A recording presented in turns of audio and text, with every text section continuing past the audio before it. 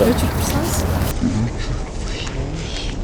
Каны капашыч служебный, да?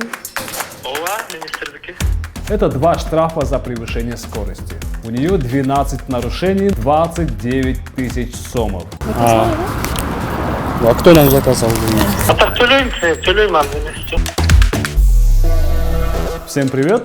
В Кыргызстане повысили штрафы за нарушение правил дорожного движения.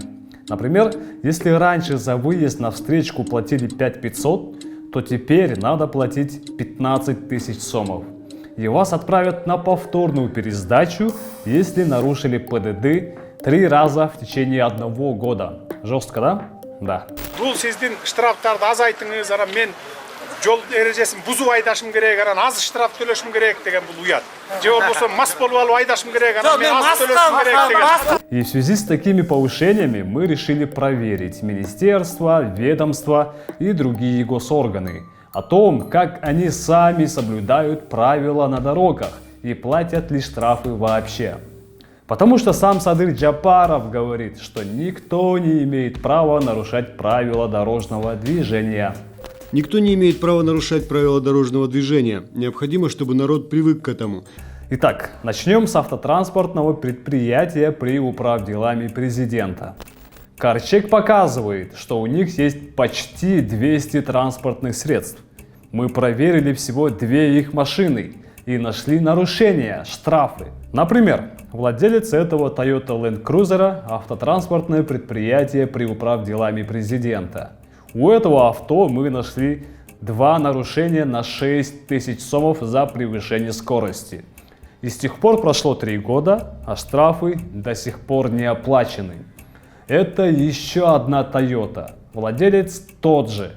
У нее 12 нарушений на общую сумму в 29 тысяч сомов. Тут штрафы не платят целых 4 года. Сотрудники этого предприятия удивились нашему визиту и задавали вопросы. Это заказ? Кто-то вам это заказал? Мондай маалымат бар биз. Ким берди бул маалыматты? Өзүбүз табабызда. Так. Мону Да. биздин ЭННсиз эмеден чыгарып албайсыз. Карчектен мына монуп чыга берет.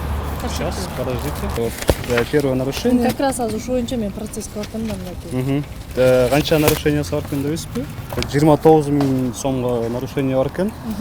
4 жылдан бери төлөнөлү экен. Төлөнүп эметкенде квитанциясын тиркеп силерге жиберип коёюн. Как вам необходимо, как вы пожелаете? Мы просто доводим до вашего сведения, что вот эки машина бар экен деп. Просто азыр келип калганына эле таң калыштуу болуп атат да. А кто нам заказал? Нет, не заказное. Мы делаем материал по Карчеку. Мы регулярно делаем это. Өчүрүп